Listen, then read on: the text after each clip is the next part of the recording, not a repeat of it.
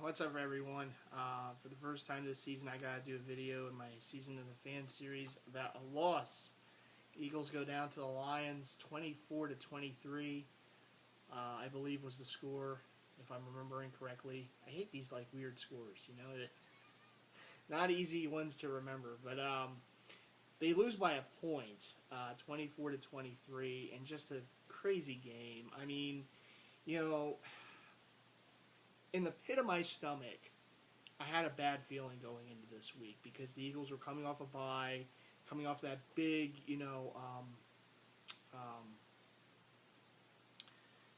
emotional, high win over Pittsburgh, 3-0 to start the season, and, things are looking really good. They're playing really good, both sides of the ball, they're looking dominant, and then here comes the bye week, early in the season, and you're out of kind of rhythm. You're out of that, routine.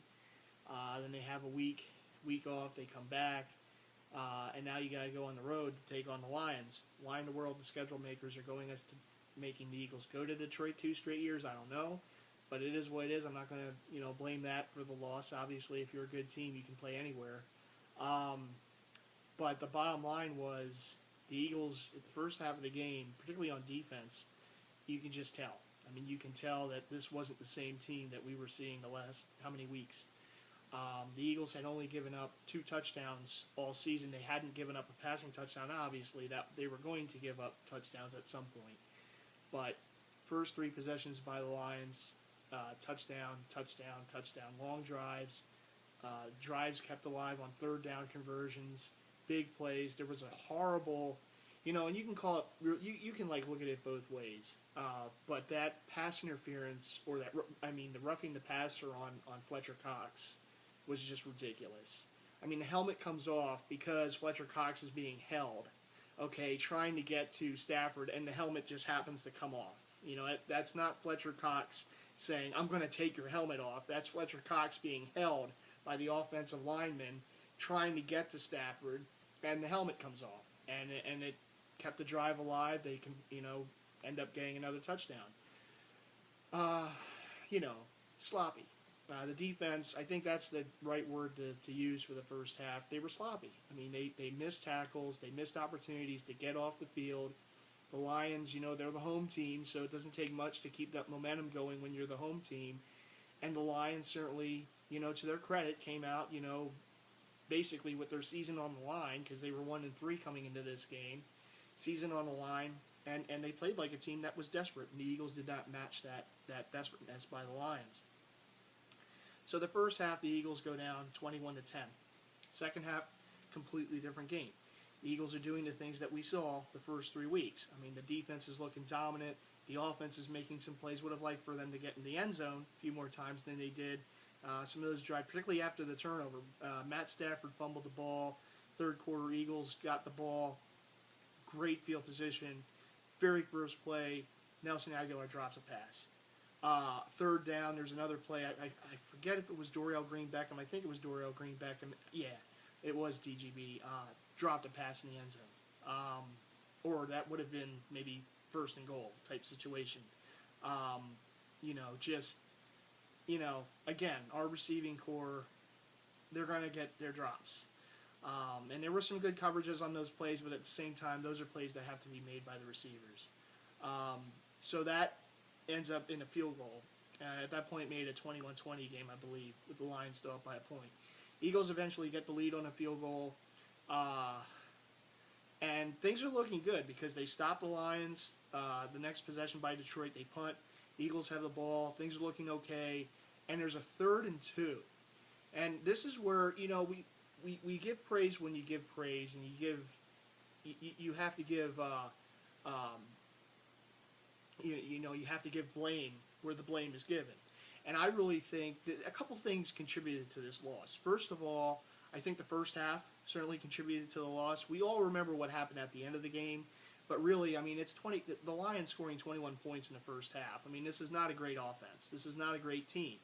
And even though they're playing at home, you got to stop them. I mean, you got to find a way to stop them. And the Eagles didn't in the first half. The Lions had the ball, I think, 3 possessions, and they scored touchdowns in all possessions.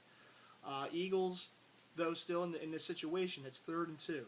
Now, we've praised Doug Peterson and his coaching staff all season, and deservedly so. I mean, they had great game plans throughout the season. Maybe the bye week kind of gets them out of rhythm too. I don't know. But a 3rd and 2 situation, you have Ryan Matthews on the field. Ryan Matthews is your power back.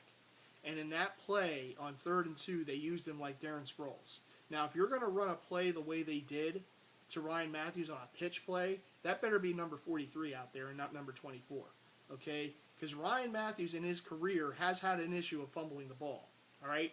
And if it's 3rd and 2 and you're not going to use him up the middle, like a power back that he is, put number 43 back there. Put Smallwood back there. Put someone else back there than Ryan Matthews. Or if you're going to do that, don't call that play with Ryan Matthews as the receiver. Because what happened was Ryan Matthews is trying to go out wide. He gets hit, and it was a great play. I believe it was Slay that made the play. It was a great tackle. Jarred the ball loose. Matthews fumbles it. First Eagles fumble turnover of the season. The Lions get to it. Lions ball. Great field position. All they need is a field goal to take the lead. Again, why are you calling a pitch play with Ryan Matthews? If you're going to call that play, get Darren Sproles in there. I mean, it's 3rd down. I was kind of surprised Darren Sproles wasn't in there anyhow. Or at least you have the 2-back situation. Why is Ryan Matthews your primary target on that play? I don't know, but that's the play they called. That's the play that went wrong, and the Lions get the ball. Now, the Eagles still had a chance to stop the Lions from getting a field goal. I think it was a 3rd down situation, and it's like a lob pass, Stafford to Jones, and it was a big 1st down. But still, the Eagles stopped them. The Lions go 2 straight runs up the middle, timeout, timeout. Eagles with all 3 timeouts, so timeout, timeout. You stop the clock. Lions try to pass attempt on the 3rd down, which was kind of stupid, but it is the Lions. But anyhow, they try to pass attempt on 3rd down, and Stafford gets sacked. Timeout, quick. So after that 1st down, the Lions took 13 seconds off the clock. So they get the field goal, a chip shot field goal. They get the field goal, so they're up 24-23 with about a minute 30 something to go. Kickoff goes out, goes for a touchback, so it's to the 25. No time off the clock. So there's about a minute 30, I want to say, a minute 32, something like that.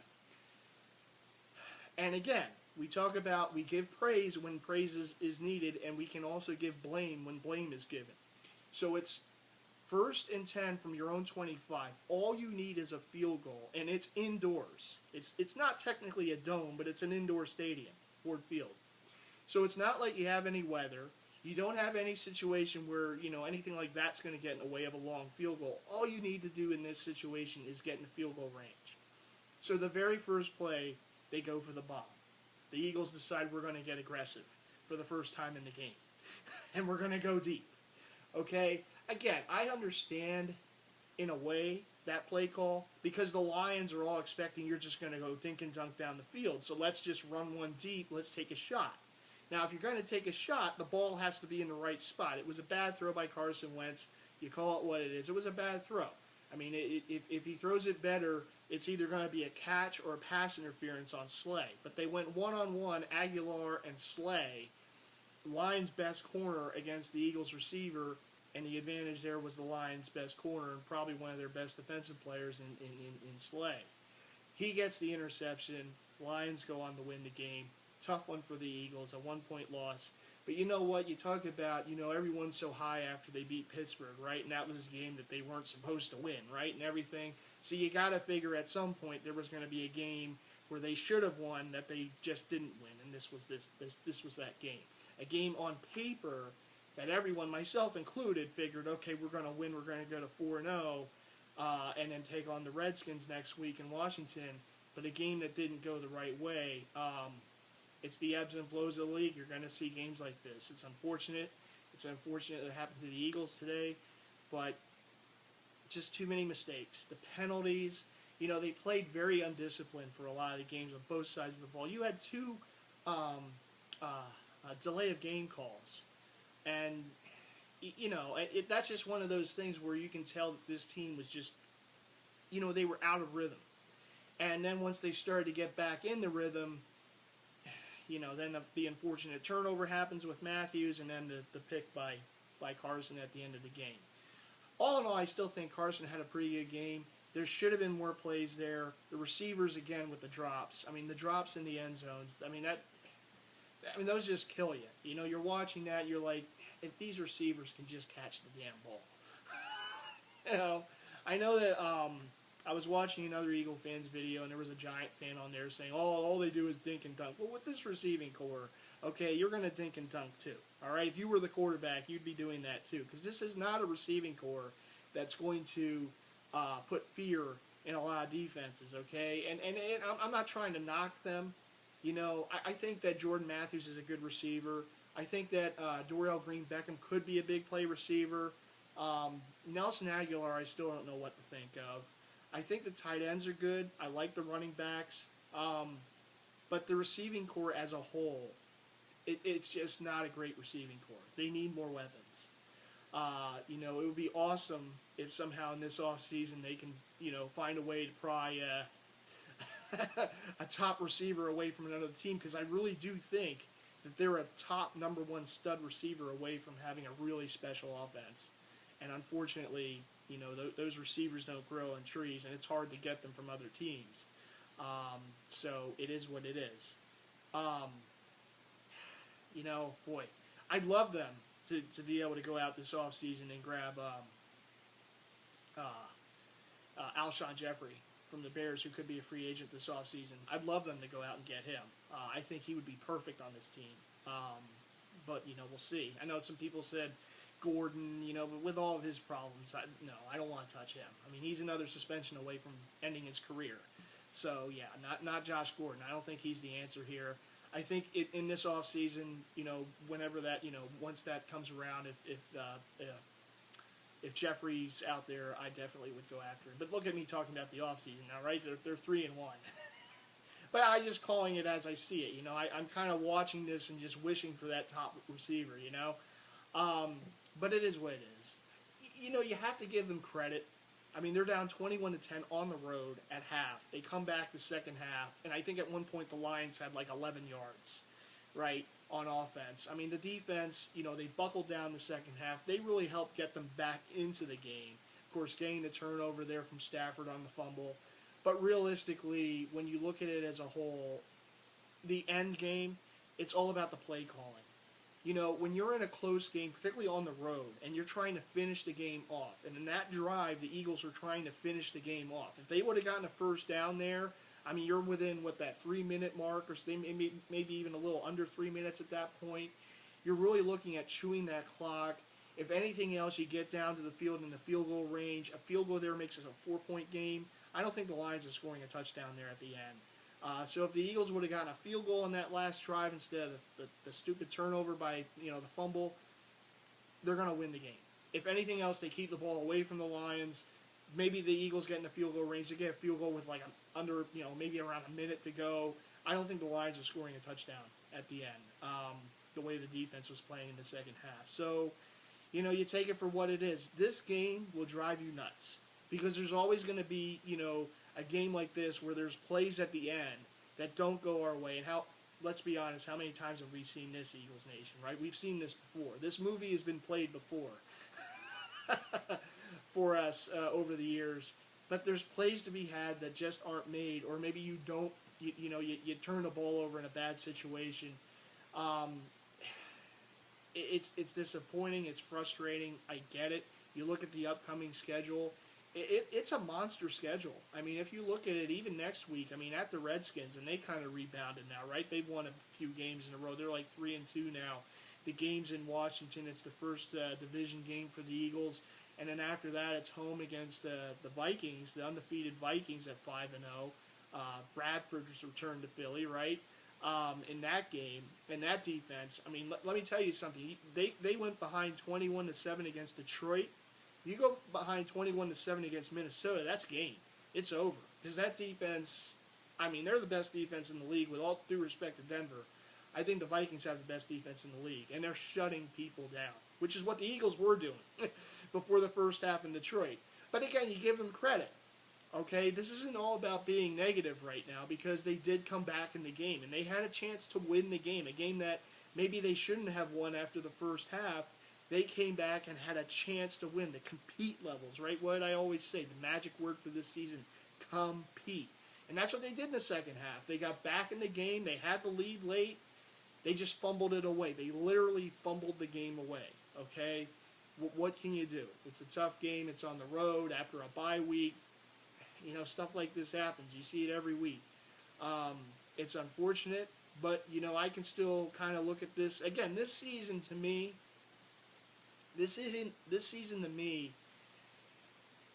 you know, it's about competing. It's about seeing what we have in this young quarterback. It's about seeing what we have in this coaching staff, seeing what we have in some of these players. I can't say that I'm expecting a Super Bowl this season. I know there was a lot of chatter about that after a couple weeks ago when they beat Pittsburgh, but to me, it's all about assessing what we have and getting through this season. You know, week after week, seeing what we have, seeing the maturity, the growth of our quarterback, who unfortunately made probably his worst throw at the end there in the season, getting an interception. But how can he rebound from that? How is this team going to rebound from that game next week against Washington? Now, if this was a season ago, I'd say that's a loss because this team isn't going to compete. You know, whatever. They're just, you know, whatever. But this season, I still have hope. You know, this season, even with this tough loss, I still think they have a chance to rebound next week, even though it's in Washington, and win against the, you know, Redskins and go 1-0 in the division. This division is going to be an interesting division this season. It's certainly much better than it was a season ago. I think this division has the most wins in the NFL right now. As you take a look at just wins by team, it's a much better division than it was a year ago. Much more competitive. As you said, Washington won today, unfortunately, but they're 3-2. Dallas is playing right now against the Bengals. And speaking of them, man, their fan base has gotten too happy, okay, in their videos. They need to be taken down a peg. So hopefully Dallas can lose this game. Hopefully Cincinnati can beat them. You know, that would certainly help us, right? We need the Bengals to win today. And the Giants have been struggling, but, you know, they're playing better this season. So it's going to be a much more competitive division. That means the division games are going to be that much more important. And next week it starts at Washington. Division game on the road, hostile environment. Carson Wentz's first road game within the division, first division game of his career. So we're going to see how he kind of, you know, bounces back off of this tough loss, which is the toughest loss he's had so far, the only loss he's had so far, and see if he can put it together and his team can put it together for all four quarters, not just the last two, but for all four quarters against Washington. And the Redskins always give the Eagles trouble. I mean, it is one of those, even when the Redskins were bad and the Eagles were good, I mean, you know, when the Eagles were going through their runs of winning the division titles and everything, they always had tough games, particularly at Washington. So, you know, it's not going to be an easy game at all. I mean, again, you look at the schedule and you see it week to week, and it's just lining up as one monster of a schedule coming up. I think, including this Detroit game, 4 of the first 5 games after the bye are on the road. But then that means at the end of the season there's going to be a lot of home games, so that's good. That's a positive. You know, and I'm not going to be one of those fans that say, oh, the sky's falling because they lost to Detroit. You know, it's one of those games. It was a tough one, but I still like how this team rebounded in the second half and how they played. I think there were plays to be had there that they didn't make, and they should have made. But overall, I mean, I like how the defense played in the second half. They played much better. That's a mark of a good defense, too, is when you can rebound after a tough start. And they did. They played lights out in the second half. I mean, they gave up, 3 points? Unfortunately, it was the 3 points that, you know, ended up being the difference in the game. But they balled out in the second half. I mean, the receivers just got to catch the damn ball. I mean, you know, Carson put some of those balls right on the money. I mean, he didn't on the last throw, but some of those throws in the second half, particularly after the fumble by Stafford, I mean, those balls were right there to be caught in the end zone. The receivers dropped the ball. Now, you can say there was good, you know, coverage there on the defense, but sometimes receivers just got to go up and make the play. You got to help your young quarterback out a little bit, guys. I mean, that ball was put right there to be caught for a touchdown twice, and it was dropped. Incomplete. So it's disappointing. And you know, you look back at that and saying, well, it didn't have to come out of that fumble or that interception. If the receivers just would have caught the ball for a touchdown, that field goal the Lions scored would not have been the difference in the game. That touchdown the Eagles scored would have been the difference in the game. But it is what it is. What can we do? It's the receivers that are here. Can't do anything about that. I still like the way Carson's playing. I still like the way this defense is playing. You know what? It's just sometimes it's tough to get that emotional gears going after a bye week. And I'm not blaming the bye week on this, but I'm saying that sometimes it's just tough to do that, particularly after coming off such a high. Then you have a week off, and then you're hearing about everyone saying how great you are, and then you come into that next week in the game everyone's expecting you to win on the road, albeit, and you just you put together that first half that was just not very good, and then the second half is better, but then the turnovers. I mean, two things that are going to hurt a team. I don't care who the team is. You start turning the ball over, it's going to cost you. And all season long, they haven't turned on the ball until the damn end of this game. That was the most maddening thing about it. But Eagles go down 24-23. They're now 3-1, so they're still in a good spot. But they have a big game coming up against Washington on the road. Hopefully, they can rebound from this one. It would be interesting to see how they do it. It's the first time they've dealt with adversity this season, so it's going to be interesting to see if they can rebound from it and what they can do to get back in the win column next week. I'm looking forward to it. Like I said, this season still is just so much better than it was a year ago. So I'm still looking forward to next week against Washington. I got my Carson jersey on, so I'm ready for next week. It's a tough one to swallow this week, though. It was a winnable game. And these are the ones that at the end of the season, if they don't make the playoffs, you remember a game like this that you had this game and you just let it get away. It sucks, but if they rebound next week and beat Washington, everyone's happy again, and all is well in Eagles Nation again, going up against a very tough team in Minnesota the following week at home. So this game's really important next week. If they can rebound and get the 4-1, I mean, I'd much rather that than be 3-2 going into the Vikings game. Even though it's at home, I mean, that defense is tough. And you just don't want this thing to spiral out of control. I'm not saying it will, but you don't want that at this point. Things are looking so good. You're 3-0. Now you drop a game you should have won. But it's all about how can you rebound from that. And that's what we're going to have to see. Doug Peterson has to rebound from his play calling this week. Carson Wentz has to rebound from the interception at the end of the game. Ryan Matthews got a rebound from the front. And by the way, where was Smallwood and Barner? Why were they not in this game? I mean, weren't they doing good things against Pittsburgh and now we don't see them? I don't know. I know there's a lot of running backs on this roster. It's hard to get them all on the field. I mean, obviously it's taking snaps away from Darren Sproles. It's taking snaps away from Matthews, who's the starting running back. But obviously, if these young guys are showing you something, you got to get them on the field at some point. I know they were behind, so it wasn't about running the ball at that point. But I don't know. I don't know, man. It's a little confusing. Not seeing some guys on the field that were helping you win games. But it is what it is. It's a learning situation. We have to also remember this is Doug Peterson's first year as a head coach, so it's a learning situation for him too. And before we get too down on the guy, let's remember this is his first go-around here. So there's going to be mistakes made. It's like I said before, there's going to be mistakes made. This is a young team for the most part. There's going to be mistakes made. And we have to understand that this is still a young team. This is still something that they're building for. It was awesome to be 3-0. It was awesome to see them play the way they were. But there's going to be ebbs and flows. There's going to be peaks and valleys. Right now, this is a low point. But they got to pick themselves back up, and hopefully they will. So anyhow, I've rambled on for about 25 minutes. The other thing is the referees in this game. I mean, my God, I think they just called another penalty on the Eagles for leaving the building. I don't understand. I'm not going to blame the referees, but it was tough to watch. It's like every time the Eagles did anything positive, here comes a flag. It's like, really? And again? Oh, gee, there's a surprise. It's against the Eagles again. It was, like I said, it was a tough game to watch. It was tough to go through. But, you know what? We're still in a good situation. We're 3-1. All right, got the loss out of the way. So let's get back in the win column next week against the Redskins.